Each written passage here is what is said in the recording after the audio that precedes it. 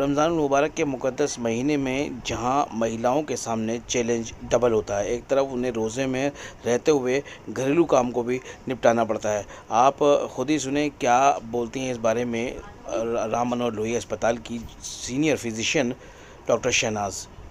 एक रिपोर्ट। सबसे पहले तो मैं ये कहना चाहूँगी कि इस साल हमें रमज़ान का महीना देखने को मिला, खुदा का शुक्र है।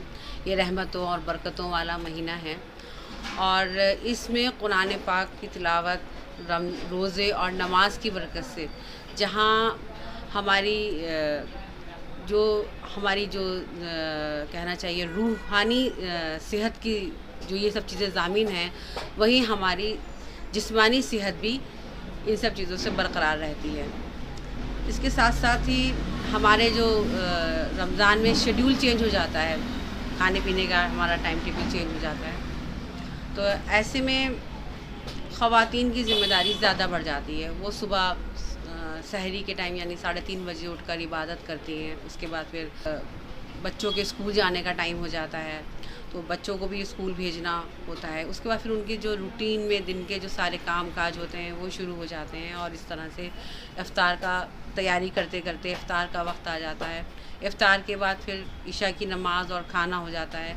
लिहाजा ये कि उनको बिल्कुल फुर्सत नहीं होती है और वो अपना मुस्तकिल सारा दिन इसी तरह से उनका साथ साथ उनका इसी में उनका रोज़ा भी चलता रहता है।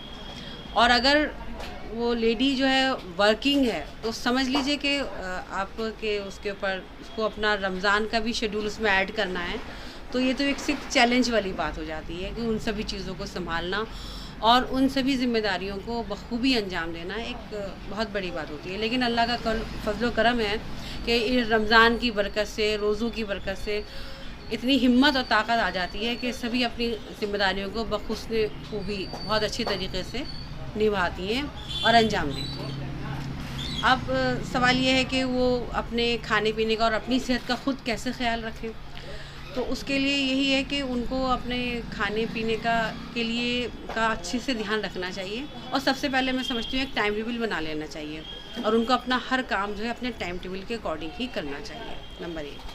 दूसरी चीज़ ये कि अपनी नींद को पूरा करने की कोशिश करें, क्योंकि नींद का पूरा ना होना भी सेहत की ख़राबी का एक सबब बनता है।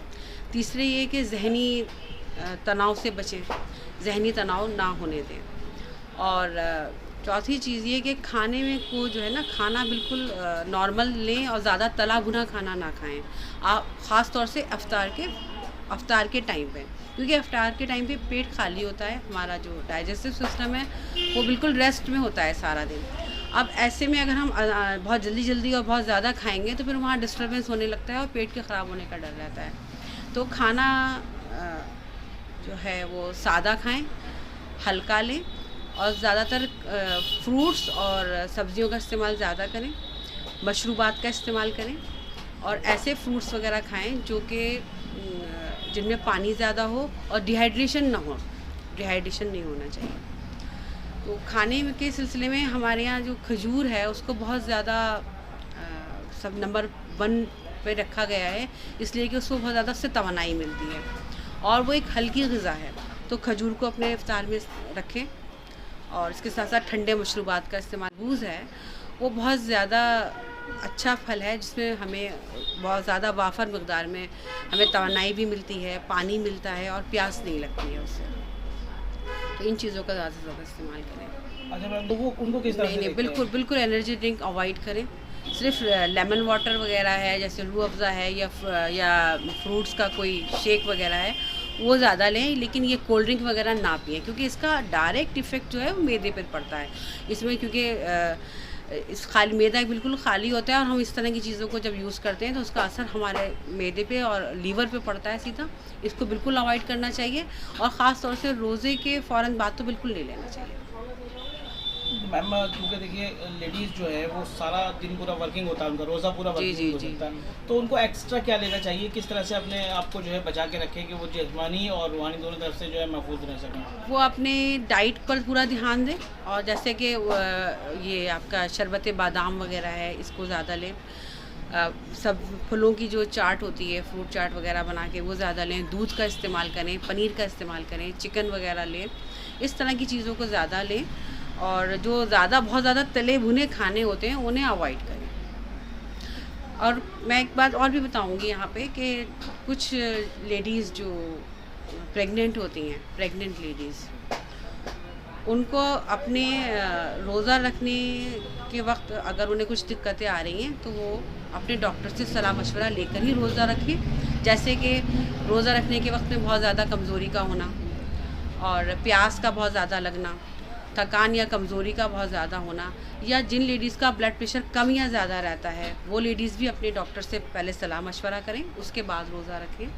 या जो लेडीज़ प्रेगनेंसी के साथ साथ डायबिटिक भी हैं, उनको शुगर भी है, तो वो भी डॉक्टर से सलाह मशवरा करने के बाद ही रोज़ा रखें।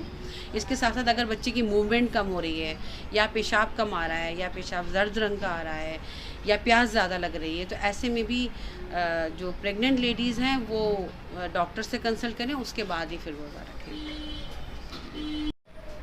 मैम, ग़िज़ा के साथ साथ ये भी देखा जाता है कि यूनानी जो है उसका जो है साइड इफ़ेक्ट्स नहीं होते, इंग्लिश दवाइयों के साइड इफ़ेक्ट्स होते हैं। जी, तो ऐसी कंडीशन में आप क्या तजवीज़ करना चाहेंगे? कुछ इस तरह की चीज़ें आपको जी, लगता है? हमारे यहाँ हैं ऐसी दवाएं। हमारे यहाँ जैसे हम यूनानी में खमीरा, गाउज़बान, अमरी, जवार वाला 5 से 7 ग्राम दूध से दें सुबह शाम, बहुत ही ज़्यादा तवानाई और ताकत के लिए बहुत अच्छा है। इसके साथ साथ अगर देना चाहें हब्बे मरवारी दे सकते हैं, 1 गोली सुबह 1 गोली शाम दूध से दे सकते हैं। और हमारे शरबत भी बहुत आते हैं, जैसे शरबत बेल है वो बहुत ही उम्दा रहता है और गर्मी के मौसम में बहुत फ़ायदेमंद है, रोज़ेदारों के लिए बहुत अच्छा है। शरबत बेल पिएँ, शरबत बादाम लें, ये बहुत ही ज़्यादा फ़ायदेमंद है। जी नहीं, मैं लेडीज़ से, ख़वातीन से ये दरख्वास्त करूँगी कि वो रोज़ा रख कर बाज़ार में ज़्यादा शॉपिंग ना करें। बहुत ही ज़रूरी और सामान या किसी सख्त ज़रूरत के बिना पर ही वो बाहर निकलें।